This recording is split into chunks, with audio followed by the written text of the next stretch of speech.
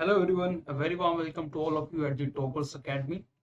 आप सभी का बहुत बहुत स्वागत है टॉपर्स एकेडमी के इस प्लेटफॉर्म पर। और मैं उम्मीद करता हूं कि आप सभी का एग्जाम बहुत ही अच्छा हुआ होगा।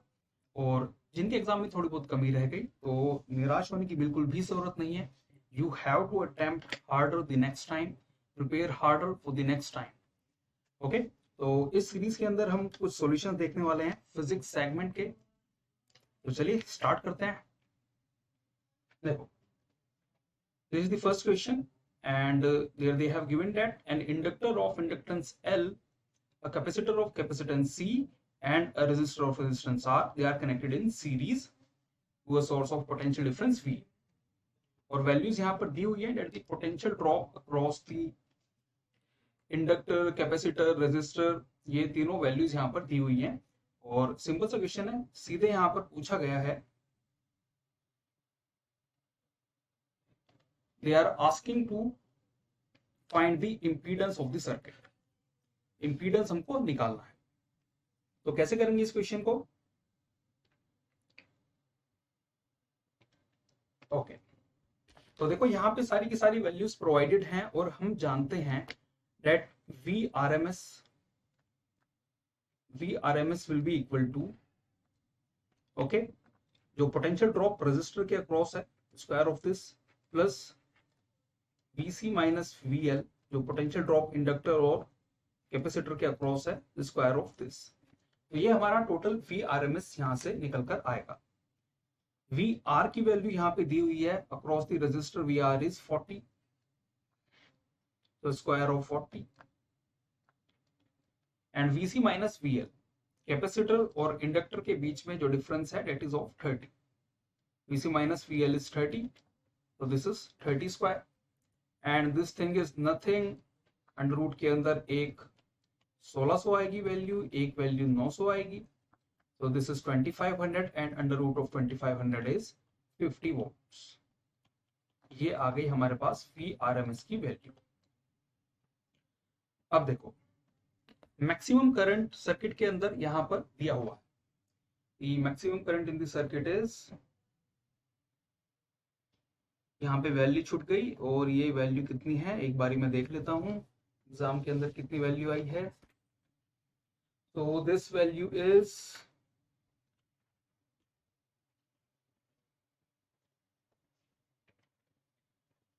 Okay, this value is going to be 10 root. इसके अंदर छूट गया, पीपीटी के अंदर नहीं हो पाया, तो दिस वैल्यू इज 10 रूट।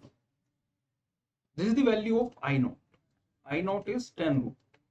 ये आपको एम्पलीट्यूड दिया हुआ है करंट का। Now IRMS is given as I naught by root 2। I naught की वैल्यू यहाँ पर 10 रूट 2 है, 10 रूट 2 बाई रूट 2 इज 10। तो ये वैल्यू हमारे पास आ गई IRMS। और फाइनली फिर जब इंपीडेंस आपको निकालना है, impedance is simply V by I, the value of V is 50, I is 10, so this is 5 ohm। The correct answer of this question is 5 ohm। So what is the answer? The answer is option number 4, which is 5 ohm। Now let us get back to the second question। Here a ray is striking perpendicularly the face of the prism। ये रे यहां पर perpendicularly strike कर रही है, okay, और जब perpendicularly ये रे यहां पर स्ट्राइक करेगी तो ये सीधा निकल जाएगी।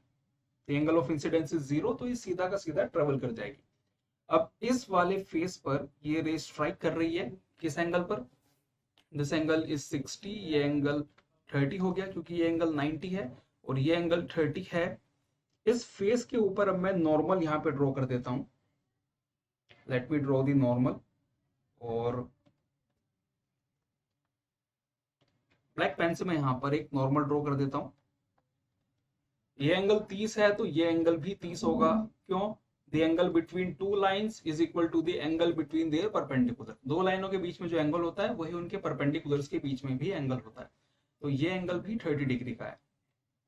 अब यहां पर ये रे ट्रेवल कर कर जा रही है एक डेंसर मीडियम से रेयरर मीडियम में, और इसका म्यू दिया हुआ है अंडर रूट ऑफ 3।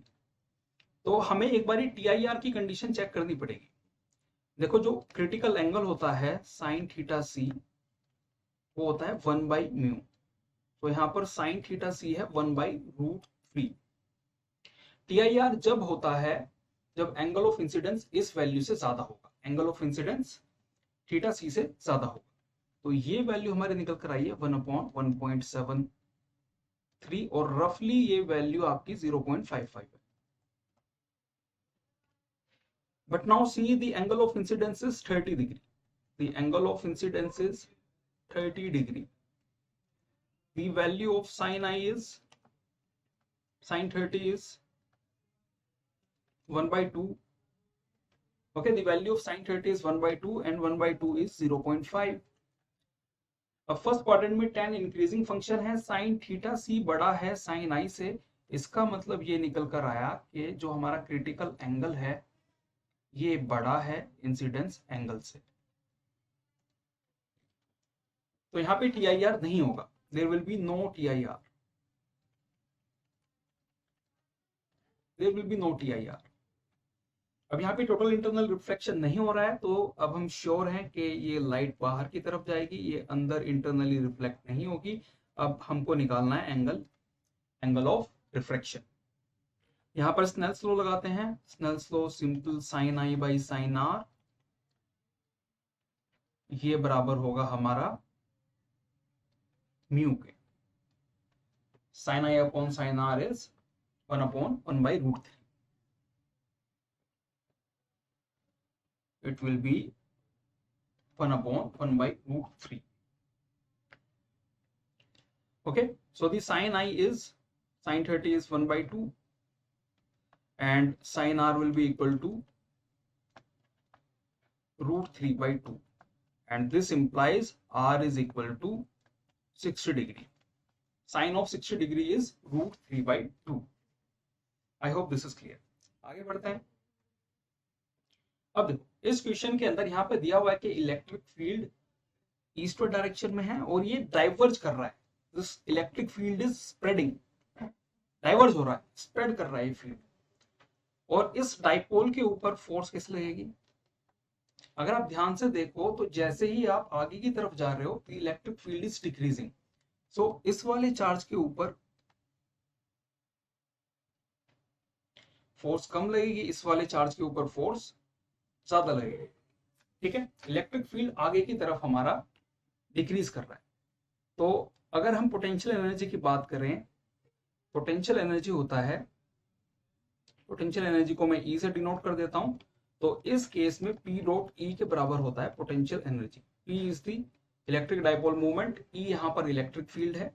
तो ये टोटल पोटेंशियल एनर्जी आगे की तरफ डिक्रीज कर रही है। ठीक, तो इसका आंसर क्या होगा? This dipole will move towards the right, क्योंकि इसकी पोटेंशियल एनर्जी आगे की तरफ डिक्रीज कर रही है। ये होता है बराबर -P.E। आगे बढ़ते हैं।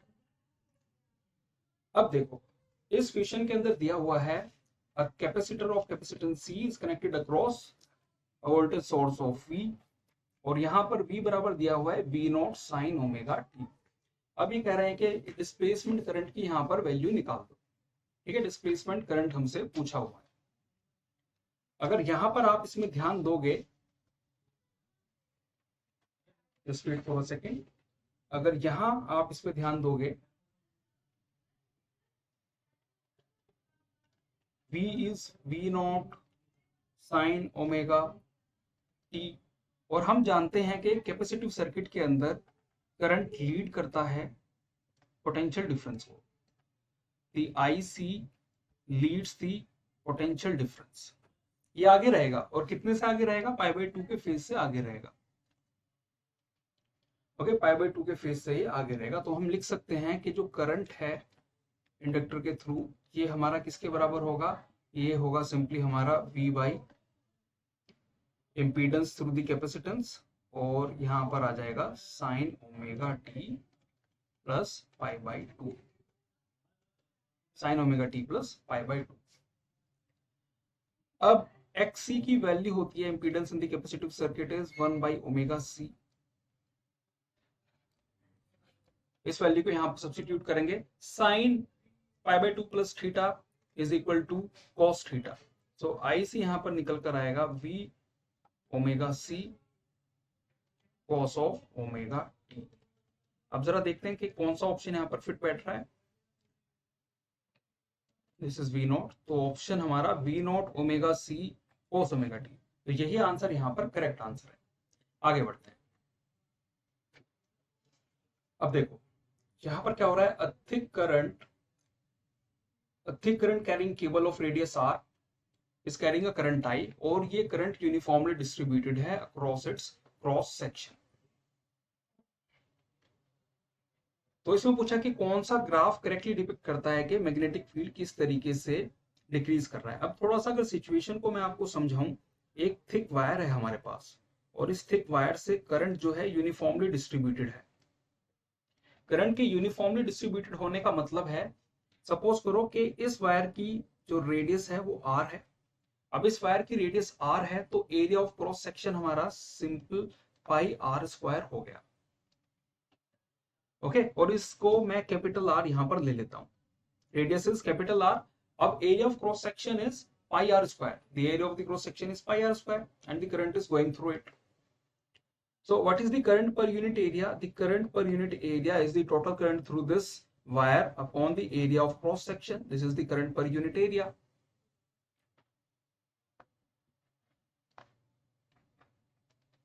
तो फिलहाल के लिए हम अज्यूम कर रहे हैं कि अगर इसकी एक्सिस से आप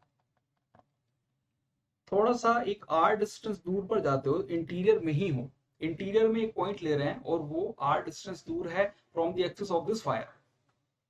सो कितना करंट इस आर रेडियस के हिस्से के थ्रू जा रहा है, वो करंट मैं स्मॉल आई ले रहा हूं, वो करंट सिंपल हो जाएगा I by pi are square into pi are square. जो अंदर ये एक स्मॉलर सेक्शन बना, इसके थ्रू मैं करंट देख रहा हूं, और ये आप अगर देखोगे तो ये सिंपली हमारा निकल कर आ रहा है I are square by R square. अब यहां पे यूज करना है हमको एम्पियर सर्किटल लॉ, जो क्या कहता है कि V डॉट डी एल ये बराबर होता है म्यू नॉट आई के। ठीक है, डीएल कोई भी एक सरफेस है जिसके अंदर जो टोटल करंट कंटेंट है, ये बराबर होता है म्यू नॉट आई के, the current content inside this portion, inside this line of length DL. अगर हम इस वाले सिलेंडर के ऊपर फोकस करें कि मैग्नेटिक फील्ड क्या होगा हमारा इस पॉइंट पर, तो इस पॉइंट पर magnetic field ampere circuital law से निकाला जा सकता है।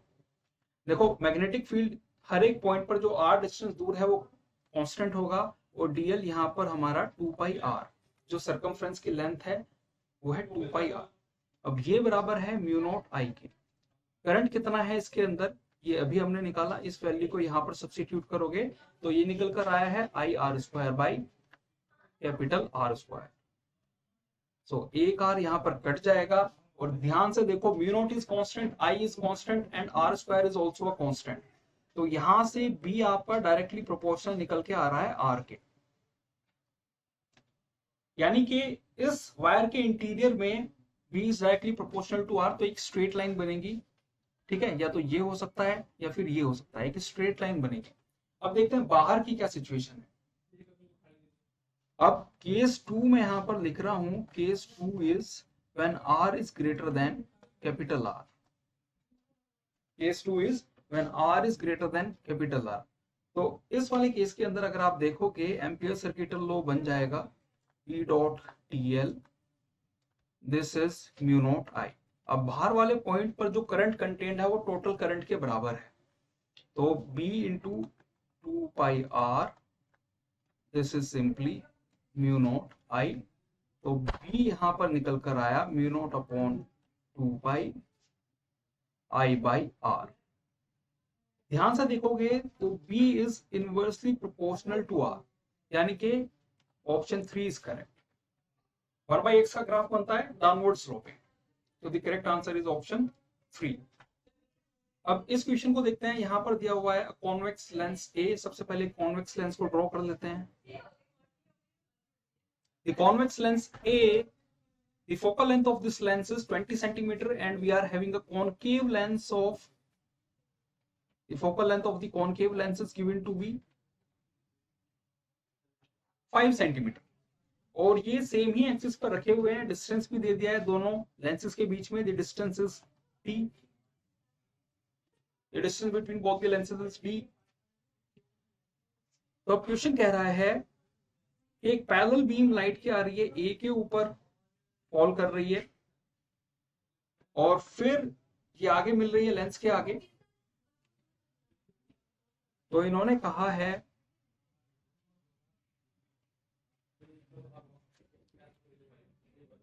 if the parallel beam of light falling on A leaves B as a parallel beam, ये लाइट B को भी पैरेलली ही लीव कर रही है, ये कह रहे हैं कुछ इस तरह की सिचुएशन यहां पर हो रही है, ये दोनों रेज एक दूसरे के पैरेलल है। ठीक है, अगर आप यहां पर देखोगे कि इस सिचुएशन में ये रेज को फोकस पे मिल जाना चाहिए था, अगर दूसरा लेंस ना होता तो ये दोनों रेज फोकस पर जाकर मिलती, और फोकस दिया हुआ है that is 20 centimetre, this distance is given to be 20 centimetre. Okay, और ये जो पॉइंट है, अगर ये पॉइंट फोकस है और यहां से जो रेज आएंगे तो एक तरह से ये वर्चुअल ऑब्जेक्ट की तरह काम कर रहा है, और ये रेज डाइवर्ज कर जा रही है। So this point is also it should be the focus of the diverging lens। ये दिया हुआ है 5 सेंटीमीटर। ओके,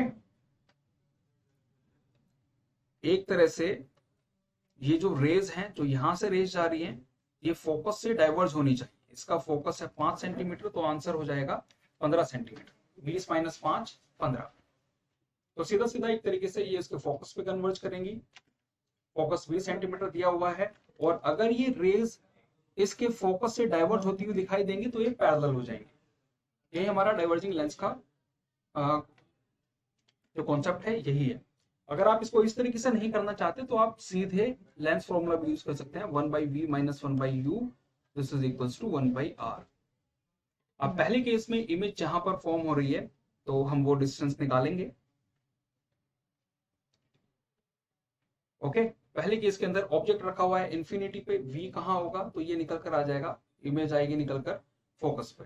अब दूसरे केस में जब आप इस फॉर्मूला को लगाओगे तो उस केस के अंदर आपको दिया हुआ है कि इमेज तो बन रही है, v is at infinity, image बन रही है इन्फिनिटी पर, तो 1/v 0 हो जाएगा, ऑब्जेक्ट डिस्टेंस हो जाएगा, ऑब्जेक्ट इज केप्ट एट, अगर हम ये मान रहे हैं कि इमेज यहां से कुछ डिस्टेंस दूरी पर बन रही है, फोकस पर बन रही है, तो हम इसको लिख सकते हैं टोटल d - 20,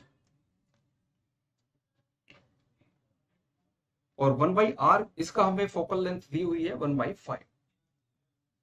तो इस इक्वेशन को भी हम सॉल्व करेंगे, हमारा यहां से आंसर आ जाएगा, और ऑब्जेक्ट डिस्टेंस हमें माइनस में लेना होगा, और हमारी कॉनकेव लेंस की जो फोकल लेंथ है वो भी नेगेटिव होती है। आप यहां से सॉल्व करोगे तो भी आपका d 50 निकल कर आएगा, आप देख सकते हो। So 1/d - 20 this is equal to minus of 1/5, तो यहां से आएगा -5 is equals to d - 20, so d is equals to 15, d is equal to 15। अब चलते हैं नेक्स्ट क्वेश्चन की तरफ।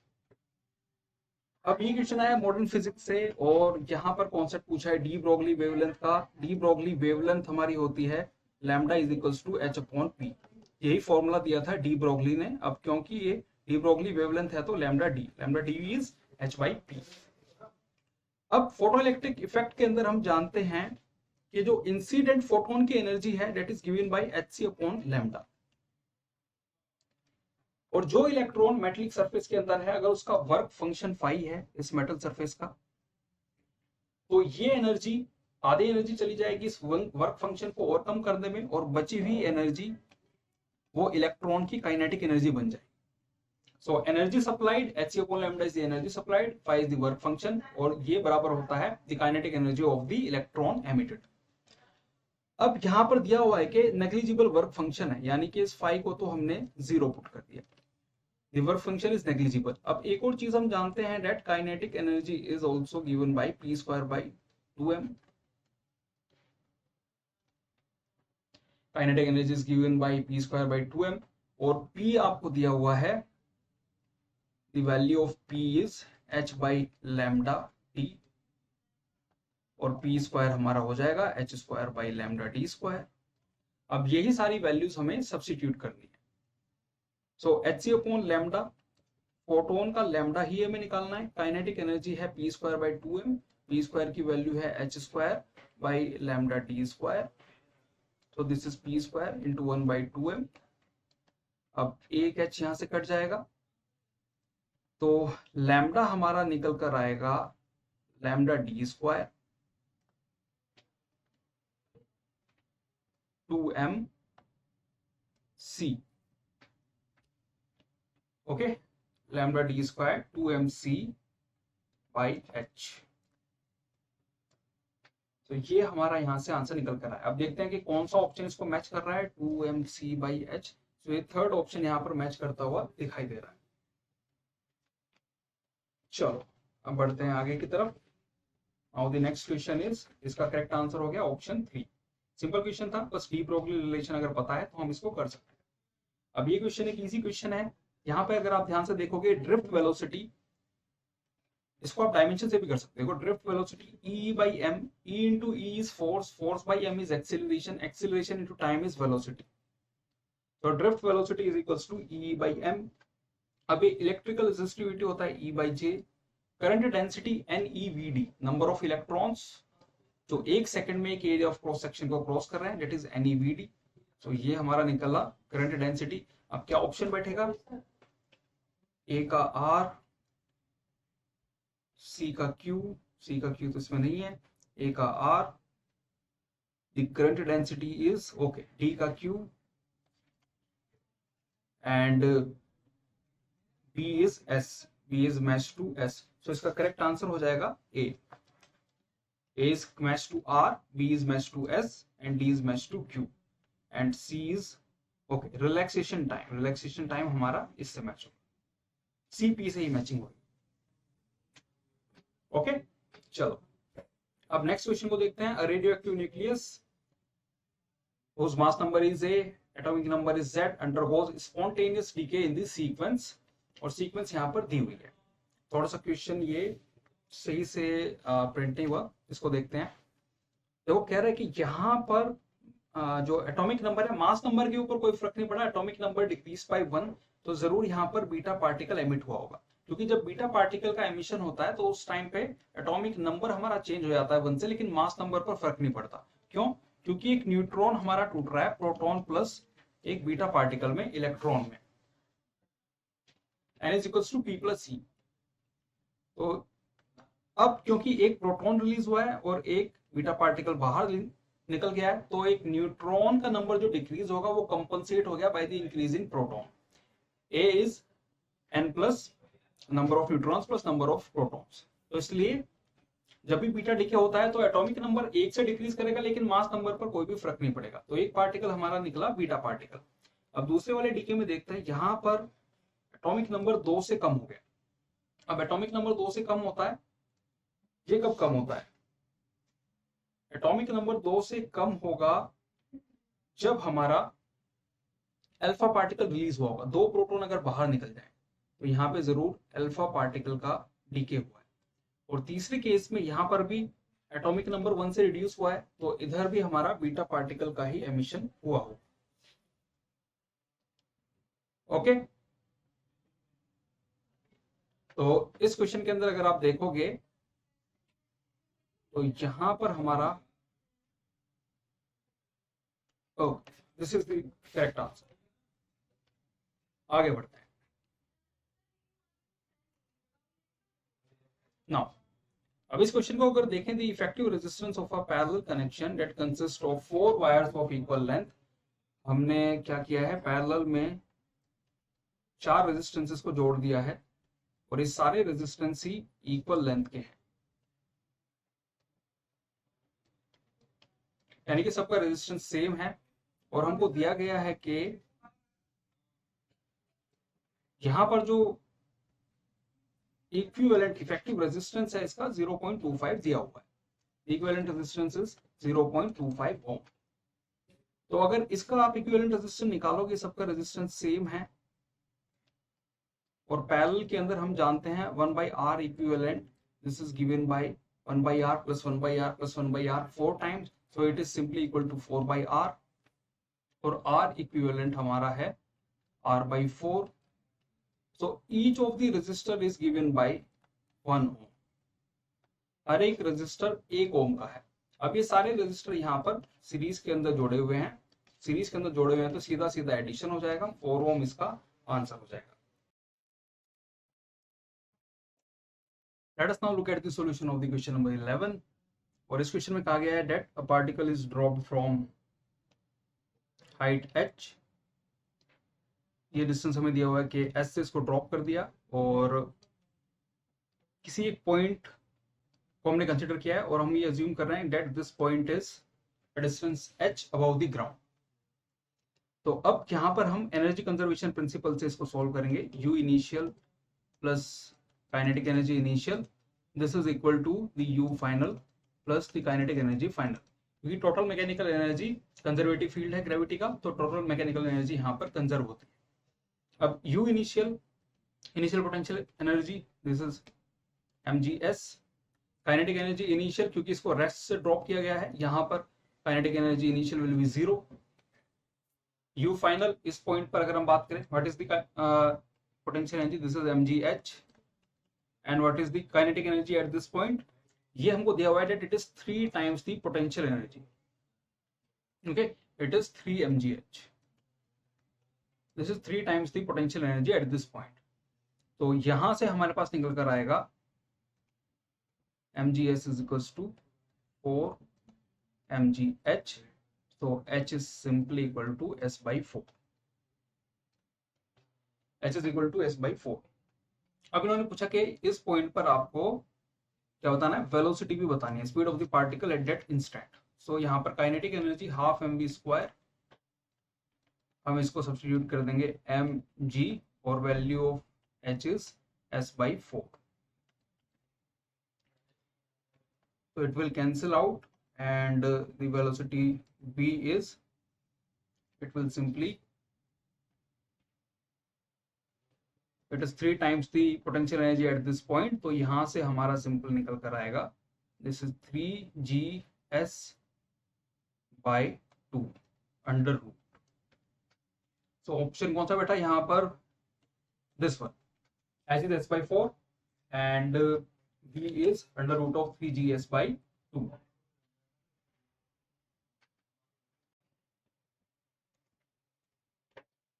सॉल्यूशन के पार्ट 2 में आप सभी का स्वागत है। तो अब हमें क्वेश्चन देखने वाले हैं, क्वेश्चन नंबर 12, और क्वेश्चन नंबर 12 के अंदर यहाँ पर हमें दिया हुआ है at the half life of a radioactive nuclide is, it is 100 hours, and the fraction of the original activity that will remain after 150 hour would be. तो एक ही सिंपल सा क्वेश्चन है। अब इस क्वेश्चन को देखते हैं कि इसको आप करेंगे कैसे। अब इस क्वेश्चन के अंदर ओके, तो हमें दिया हुआ है that n is given as n0 e to the power minus lambda t, और हम जानते हैं कि lambda is given as log 2 over the t half। देखिए कांस्टेंट लैम्डा ये हाफ लाइफ से कैसे रिलेटेड होता है, इस इक्वेशन से रिलेटेड होता है। तो अब क्वेश्चन के अंदर हमें दिया हुआ है that n by n0, this is equal to e to the power minus lambda t। अब आप दोनों साइड अगर इसका log ले लोगे तो ये निकल कर आएगा log of n0 by n, पहले ही मैंने रिवर्स कर दिया, तो ये बराबर आया है लैम्डा t के निकल कर। अब लैम्डा हमें दिया हुआ है log 2 by t half, t half question के अंदर 100 दिया हुआ है, एंड ये पूछा है कि आफ्टर 150 आवर्स ये कितना ठीक हो जाएगा। तो this is simply 3/2 log 2, okay, और यही हो जाएगा 2 to the power 3/2। So n0 by n, this is given as 2 to the power 3/2। तो n सिंपली हमारा n नॉट का कितने टाइम्स हो जाएगा 2 to the power 3 by 2 and 2 to the power 3 by 2 is nothing but the under root of 8, so it is n naught by 2 root. This is the friction which is left after the 150 hours. Okay, so the answer for this question is 2 by 3 root. अब आगे देखते हैं paper के अंदर. The next question is from the Newton's laws of cooling, और यहाँ पर simple हमको दिया हुआ है a cup of coffee cools from 90 degree to 80 degree in tea time and the room temperature is 20 degree Celsius. तो इसके अंदर कुछ नहीं, आपको सिंपल ये फॉर्मूला सब्स्टिट्यूशन की प्रॉब्लम है. आपको न्यूटन्स लॉ ऑफ कूलिंग यहाँ पर यूज करना है, और न्यूटन्स लॉ ऑफ कूलिंग कहता है that Tf minus Ti upon the time taken, this is equal to minus K Tf plus Ti by 2 plus T naught, where T naught is the room temperature.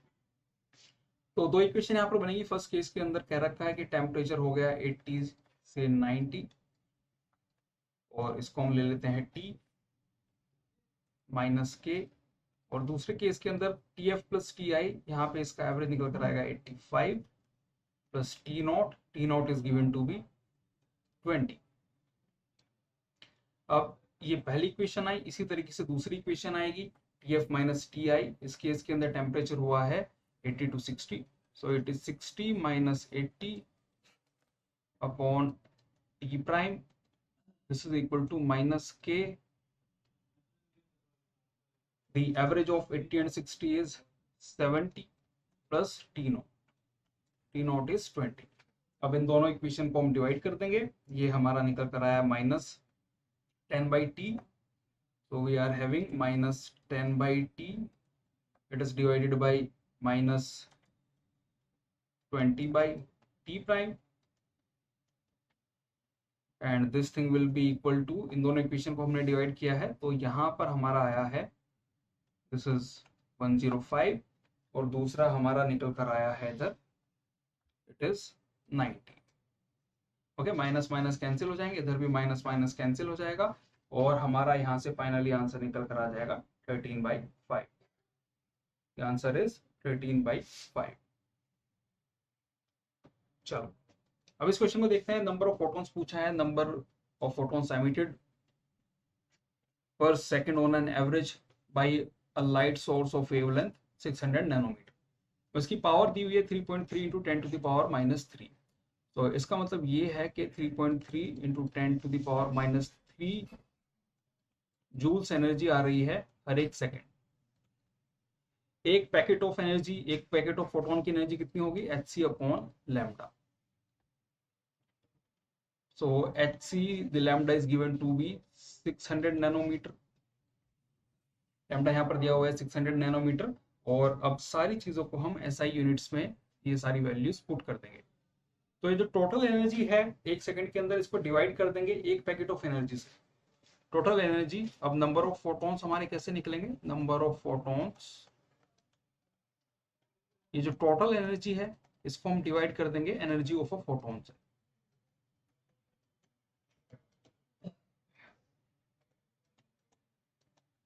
अब ये हमारा निकल कर आएगा, total energy numerator में है 3.3 into 10 to the power minus 3. Denominator में we are having hc, so which is 6.6 into 10 to the power minus 34.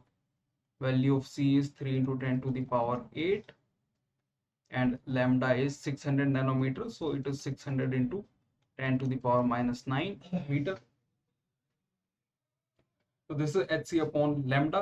ये हमारे नंबर ऑफ फोटॉन्स निकल कर. अब यहाँ पर आप देखोगे 34, okay, it will go upside, so total powers it is approximately 10 to the power 16. आप इसको कैलकुलेट करोगे तो it will turn out to be 10 to the power 16 number of photons. आगे बढ़ते हैं. एनर्जी, जो एक टोटल एनर्जी है उसको एनर्जी ऑफ फोटॉन से डिवाइड कर देंगे, हमारे पास नंबर ऑफ फोटॉन्स आ जाएंगे. अब यहाँ पे पूछा है a body is executing simple harmonic motion. तो जो body simple harmonic motion execute करती है, x is equals to a sine omega t plus delta. ये हमारा नॉर्मल सिंपल हार्मोनिक मोशन की इक्वेशन है. अब हम जानते हैं कि पोटेंशियल एनर्जी क्या होती है। Potential energy is half k x square. So this will be proportional to k a square sine square omega t plus delta. तो पोटेंशियल एनर्जी अगर आप साइन कर्व को देखोगे तो साइन कर्व अपसाइड डाउन इस तरह से बनता है, लेकिन साइन स्क्वायर कर्व कैसा बनेगा? साइन स्क्वायर ये पूरा अपवर्ड की तरफ ही बनेगा, because it is always positive, it is always positive. तो यानी कि इसका पीरियड कैसा हो जाएगा? इसका पीरियड सिंपली यहां पर डबल हो जाएगा। आगे बढ़ते हैं। अभी क्वेश्चन दिया हुआ है, infinitely long straight conductor carries a current of 5 ampere, an electron is moving with the speed of 10 to the power 5 meter per second parallel to conductor. So the perpendicular distance between electron and the conductor is 20 centimeter at any instant. So we have to find the force experienced by the electron at this moment. हम सभी जानते हैं that force is given by QV cross B. This is the force acting on the any charged particle. अब the magnetic field due to current carrying conductor is, यहां पे इसको भी ampere circuital law से हम जानते हैं कि डिस्टेंस r पर B dot dl equals to mu naught I. So magnetic field ये हमारा निकल कर आता है mu naught I upon 2 pi r at a distance of 20 centimetre. ठीक है। अब जो इलेक्ट्रॉन की वेलोसिटी है यहां पर दिया हुआ है, इलेक्ट्रॉन और मैग्नेटिक फील्ड के बीच में क्योंकि करंट कैरिंग वायर की वजह से मैग्नेटिक फील्ड आउटवर्ड होगा, तो ये एंगल 90 है, तो सिंपल फोर्स हमारी हो जाएगी QVB। ओके। और चार्ज की यहां पर वैल्यू दी हुई है, इलेक्ट्रॉन का charge, we know the charge of the electron. तो सिंपल ये फोर्स निकल कर आएगी 1.6 into 10 to the power minus 19 coulomb. Velocity यहां पर दी हुई है 10 टू द पावर 5 मीटर पर सेकेंड, और मैग्नेटिक फील्ड है mu naught I upon 2 pi r। Mu naught upon 4 pi is 10 to the power minus 7, तो ये सारा इक्वेशन हो जाएगी 1.6 10 to the power minus 19 into 10 to the power 5, और mu naught upon 4 पाई हो जाएगा 10 टू द पावर माइनस 7, 2 से multiply करना पड़ेगा। करंट की value is given to us 5 ampere and r is 20 centimetre. 20 centimetre is 0.2 metre. अब इसको आप पूरा जब कंप्लीट इसको सॉल्व करोगे तो इस सिंपल हमारा निकल कर आएगा 16 5 is 80, so it will be 8 into 10 to the power 19 7 26 and 5, so it will be 10 to the power minus 21, और यहां पर 1 पाई। ओके, तो ये हमारा निकल कर आएगा 8 into 10 to the power minus 20, कोई पाई नहीं आएगा। ठीक है, ये हमने इंक्लूड कर दिया था 8 into 10 to the power minus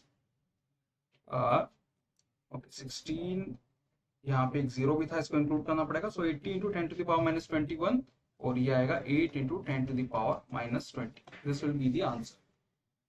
आगे बढ़ते हैं। अब इस क्वेश्चन के अंदर पूछा है फोर्स, एक्सीलरेशन, टाइम, ये इनको अगर फंडामेंटल क्वांटिटी मान ले तो डायमेंशन एनर्जी की क्या होगी। अब यहाँ पर अगर आप ध्यान दो, सो द डायमेंशन एनर्जी क्या होती है? Force into displacement. सो इसकी डायमेंशन है mlt minus ml square t minus 2 is energy, and force is mlt minus 2।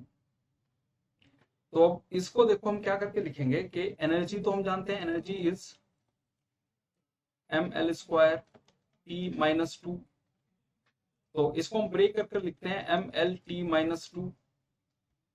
mlt minus 2 is force, mlt minus 2 is force। so हम यहाँ पे लिखेंगे L by T square into T square. ठीक है, इसी पूरे एक्सप्रेशन को हमने T स्क्वायर और T स्क्वायर से मल्टीप्लाई और डिवाइड कर दिया, तो यहाँ पर L by T square length upon time square, it is acceleration. ये हमारा एक्सीलरेशन निकल के आएगा, और दिस इज टाइम। अब यही सारी चीजें हमसे पूछी हुई हैं। ये फोर्स है, ये हमारा एक्सेलरेशन है और ये हमारा टाइम है. So force, acceleration, and it is t square. So the answer for this question is FA square. ध्यान क्या देना था इसमें, ml square t minus 2 is energy. This is energy. इसी को हमने ब्रेक करके लिखते हैं ml t minus 2 into L और फिर इस एक्सप्रेशन को t स्क्वायर से मल्टीप्लाई और डिवाइड हमने कर दिया. अब यहाँ पर देखते हैं root mean square speed of the gas molecules. ये सिंपली है under root of 3RT by m. Pressure exerted is 1/3 nmv square. Average kinetic energy ये हमारी 3/2 kBt होती है and total internal energy is 5/2 RT. Otherwise आप इसको dimension से भी यहाँ पर चेक कर सकते हो. तो यहाँ पर आंसर क्या बनेगा, the answer for this is A का मैचिंग है Q से, B is matched to P, C is matched to S and D is matched to R. Okay, आगे बढ़ते हैं. अब इस क्वेश्चन के अंदर हमें दिया हुआ है कि एक इंक्लाइन के ऊपर हमने एक स्मॉल ब्लॉक को स्लाइड कर दिया और ये रेस्ट से मूव कर रहा है, ठीक है, इंक्लाइन पर. तो एक कांस्टेंट एक्सेलरेशन मोशन का एक केस है और रेस्ट से छोड़ा गया तो हम इक्वेशन यहाँ पर यूज कर सकते हैं that distance is simply ut minus half a t square. ये हमारा डिस्प्लेसमेंट given होता है. अब इन्होंने हमसे पूछा है let Sn be the distance traveled by the block in the time interval n-1 to n. तो अभी यहाँ पर देखते हैं कि xn की वैल्यू कितनी आएगी, हाफ वैल्यू g की हमने एक्सेलरेशन कांस्टेंट है तो उसको कांस्टेंट मान लिया, तो it is simply tn square. अब इसी तरीके से xn-1 ये हमारा निकल कर आएगा हाफ a tn-1 का square. So they are saying that in the nth interval between t equal to n-1 to t equal to n, the distance covered is Sn. So Sn is simply half a tn square minus tn-1 square. So this is simply tn square minus tn-1 square. a square minus b square, a plus b, a minus b. अब इस time interval के बीच में time difference एक ही second का है, so what it will turn out half a tn plus tn minus 1 and tn is simply n plus n minus 1. So it is 2n minus 1 by 2 into a. अब इसी तरीके से हम Sn+1 भी निकाल सकते हैं. तो Sn+1 हमारा क्या निकल कर आएगा, Sn+1 will simply be half a tn+1 square minus tn square. So this thing is half a tn+1 plus tn. तो उसकी हम वैल्यू रख देंगे, this is n+1 plus n and tn+1 minus tn difference एक second का है तो वो वैल्यू आएगी 1. So it has turn out to be 2n+1 into a/2. अब इन दोनों को जब हम डिवाइड करेंगे तो ये सेकंड ऑप्शन यहाँ पर आ जाएगा. This is the answer. Now the next question. एक 240 मास नंबर का न्यूक्लियस ब्रेक कर गया दो इक्वल न्यूक्लियसेस में और बाइंडिंग एनर्जी पर न्यूक्लियॉन B/A इसकी वैल्यू दी हुई है. एक केस में 7.6 MeV एंड फ्रेगमेंट्स की यहाँ पर दी हुई है 8.5 MeV. तो सिंपली हम क्या करेंगे, 240 into 7.6 is the total binding energy जो बिना टूटे हुए वाला न्यूक्लियस है. और यहाँ पर ये क्या निकल के आएगा 120 इंटू 8.5 और दोनों न्यूक्लियाई की सेम है. सो 120 इंटू 8.5 इज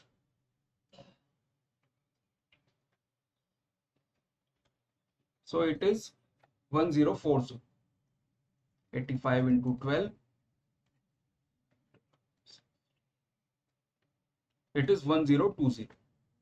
ओके, ये निकल कर आएगा 1020 और दो न्यूक्लियाई की यानी कि दिस इज 2040.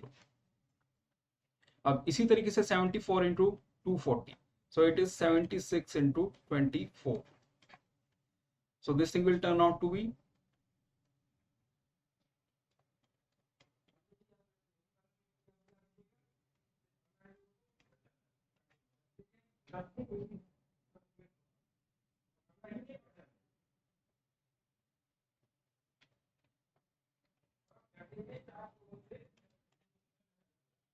तो यहाँ पर the answer will be, इनको हम सेपरेट करेंगे, this will be 216 mega electron volt. Okay, this question was simple. Okay, so this is all from this side. We have discussed 20 questions in this segment, and there will be coming more videos will be coming, and we will be discuss those questions in the other videos. I just hope that आप सभी का exam बहुत अच्छा हुआ हो. Okay, और कोई भी डिसहार्टन होने की जरूरत नहीं है. अगर एग्जाम के अंदर थोड़े बहुत ऊंच नीच हुई है, prepare hard for the next time. So this is all for now. This is Rajyavardhan Singh signing off, and thank you all.